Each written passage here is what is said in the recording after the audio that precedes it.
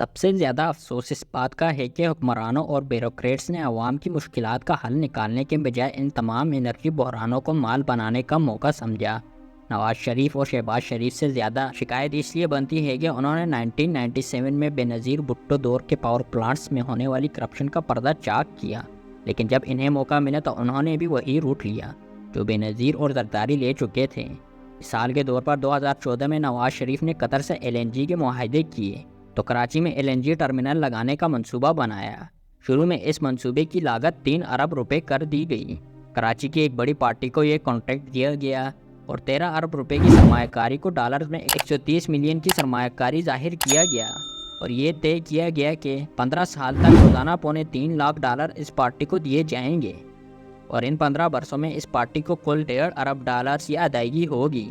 چلیں ایک لمحے کے لیے مان لیا کہ وہ ڈالروں میں سرمایہ کاری تھی، مگر 130 ملین ڈالرز کے بدلے وہ کمپنی 1.5 ارب کا پروفٹ لے گی۔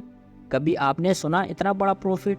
اس معاہدے میں وہی شرط رکھی گئی جو بے نظیر بھٹو اور زرداری نے پاور پلانٹس کے ساتھ طے کی تھی۔ کیپیسٹی چارجز کی کلوز رکھی گئی کہ وہ ٹرمینل استعمال ہو یا نہ ہو، اس کمپنی کو روزانہ $2.25 لاکھ ملتے رہیں گے۔ ایک سال میں اس کمپنی نے اپنا 13 ارب روپے کا خرچہ پورا کر لیا اور اگلے 14 سال وہ پروفٹ لیتی رہے گی۔ پچھلے 10 سال سے وہ پارٹی روزانہ $2.25 لاکھ لے رہی ہے اور مزید 5 سال تک لیتی رہے گی۔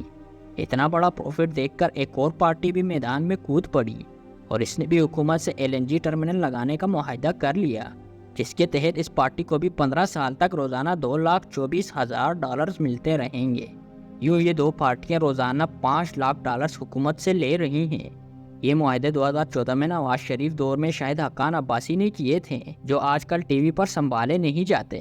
جس پاکستانی کمپنی نے پاکستان میں ٹرمینل پر قطر سے آنے والی LNG کارگو شپ کو سمندر سے ایک پائپ لائن کے ذریعے ری گیسیفائی کر کے سوئی گیس سسٹم میں ڈالنا تھا، اسے بھی ڈالروں میں ادائیگی کی ڈیل دی گئی۔ قطر کو ڈالر دینے کی سمجھ آتی ہے کہ آپ ایک غیر ملک سے گیہوں خرید رہے ہیں، لیکن آپ دو پاکستانی پارٹیوں کو کیسے ڈالروں میں ادائیگیاں کرنے پر راضی ہو گئے؟ عمومی طور پر گیہوں اور پیٹرولیم سیکٹر میں پروفٹ مارجن 15 سے 20% ہوتا ہے، لیکن ان دونوں ڈیلز میں پارٹیوں کو ڈالروں میں 45% تک پروفٹ دیا گیا۔ ان دو پارٹیوں کو ڈالروں میں یہ ڈیل اس وقت دی گئی جب اسحاق ڈار نے پاکستانی تاریخ کے مہنگے ترین قرضے لیے اور ایئرپورٹس اور موٹر وے تک گروی رکھے جا رہے تھے، اور تو اور ریڈیو پاکستان اسلام آباد اور PTV ہیڈ کوارٹر کو بھی گروی رکھ کر قرضہ لینے پر پروگرام بن گیا تھا۔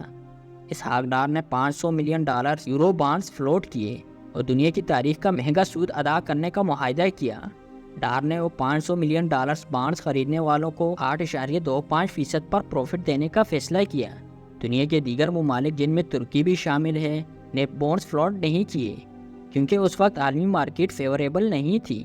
ڈار نے پھر بھی بانڈز فلوٹ کیے اور مہنگا ترین قرضہ لیا۔ مزے کی بات یہ ہے کہ جب ڈار 8.25% پر مہنگا قرضہ لے رہا تھا، اس وقت بھارت کی ریلائنس کمپنی نے $700 ملین مارکیٹ سے اکٹھے کیے اور ریٹ 2.25% دیا۔ اندازہ کریں عالمی مارکیٹ میں بھارتی کمپنی کی ریٹنگز ایک نیوکلیئر ریاست سے زیادہ نکلی اور کم سود کی ریشو پر قرضہ ملا۔ جب ڈار سے پوچھا گیا کہ اتنا مہنگا قرضہ کیوں لیا گیا تو جواب ملا، ہم پاکستان کی عالمی ساکھ چیک کر رہے تھے۔ غلطی ہو گئی۔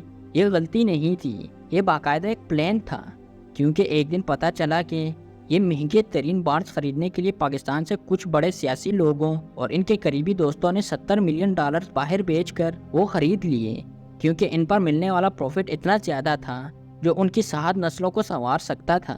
اس کا مطلب بڑا واضح تھا کہ پاکستان کے اندر موجود لوگوں نے پاکستان کو مہنگی ترین شرائط پر وہ قرضہ دیا تھا۔ بانڈز کے پیچھے یہی لوگ تھے جنہوں نے لمبا مال کمایا۔ جب یہ بات سامنے آئی کہ دراصل کچھ بڑے پاکستانیوں کو فائدہ دینا مقصود تھا تو اس پر سینٹ کی فائنانس کمیٹی کے چیئرمین سلیم مانوی والا نے اجلاس میں وزارت خزانہ کے افسران کو بلا لیا کہ ان پاکستانیوں کے نام کمیٹی کے ساتھ شیئر کیے جائیں جنہوں نے $70 ملین پاکستان سے باہر بھجوا کر وہ بانڈ خرید کر لمبا ہاتھ مارا۔ سیکرٹری خزانہ ڈاکٹر وقار مسعود نے ان پاکستانیوں کے نام کمیٹی کے ساتھ شیئر کرنے سے انکار کر دیا۔ انہوں نے کہا کہ وہ بینکنگ سیکریسی قانون کے تحت یہ نام نہیں دے سکتے۔ کمیٹی ممبران کے تمام تر دباؤ کے باوجود وقار مسعود نے ان بڑے لوگوں کے نام ظاہر نہیں کیے جنہوں نے مہنگے ترین مارک اپ پر حکومت پاکستان کو قرضہ دیا تھا۔ اسی ڈاکٹر وقار مسعود کو اب نگراں حکومت میں مشیر کا درجہ دیا گیا ہے۔ جو ہمارے فائنینشیل معاملات کو دیکھ رہے ہیں۔ وہ بانڈ کن لوگوں نے خریدے تھے؟ چودھری شجاعت حسین کو ان سب کا علم تھا۔ ایک دن چودھری شجاعت حسین نے مجھے خود اپنے F8 والے گھر میں بتایا تھا کہ وہ چند بڑے لوگ کون تھے جنہوں نے ان بانڈ سے فائدہ اٹھایا۔ چودھری شجاعت حسین نے جو نام لیے ان میں اکثر وہی لوگ تھے جو یہ بانڈز فلوٹ کرنے کی منصوبہ بندی کے پیچھے تھے، اور لاہور میں ایک بڑے بینک کا مالک بھی ان میں شامل تھا۔ اب ہونا تو یہ چاہیے تھا کہ شاید حقان عباسی وہ 3 ارب روپے جسے بعد میں راتوں رات 13 ارب روپے کر دیا گیا، PSO یا سوئی صدرن سے لے کر یہ ٹرمینل لگواتے، تاکہ جو ملک دنیا بھر سے ڈالروں کے مہنگے قرضے لے رہا تھا اس پر ڈالروں کا بوجھ نہ پڑتا۔ لیکن ایک طرف مہنگے قرضے لے رہے تھے تو دوسری طرف روزانہ 2 پارٹیوں کو $5 لاکھ دے رہے تھے، اور اب پچھلے 10 سالوں سے دے رہے ہیں۔ شاہد حقان اور مفتاح اسماعیل چاہتے تو PSO کے ذریعے یہ ٹرمینل لگوا کر پاکستان کے روزانہ $5 لاکھ بچا سکتے تھے۔ آج کل ٹرمینل پرائیویٹ پارٹیاں لگا رہی ہیں اور حکومت پاکستان سے $1 یا $1 تک نہیں لے رہی۔ اگر نئی پارٹیاں اس ٹرمینل بزنس میں پیسہ بنا رہی ہیں تو پھر ان 2 پارٹیوں کو کیوں 15 سال سے $5 لاکھ روزانہ ادائیگیوں کی ڈیل دی گئی؟ یا اگر ڈیل دینی بھی تھی تو انہیں پاکستانی روپوں میں دی جاتی۔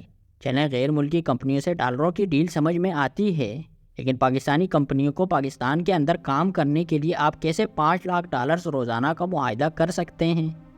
ان LNG ٹرمینلز میں بھی حکمرانوں کی اس طرح بدنیتی شامل تھی جیسے یورو بانڈز میں شامل تھی۔ وہ یورو بانڈز بھی اکثر نے خود خریدے، اور یہاں LNG کے فلوٹنگ ٹرمینلز میں بھی یہی کھیل کھیلا گیا۔ اب آپ یقیناً پوچھیں گے کہ ان ٹرمینل معاہدوں کا بجلی مہنگی ہونے سے کیا تعلق؟ تو سن لیں کہ بہت گہرا تعلق ہے۔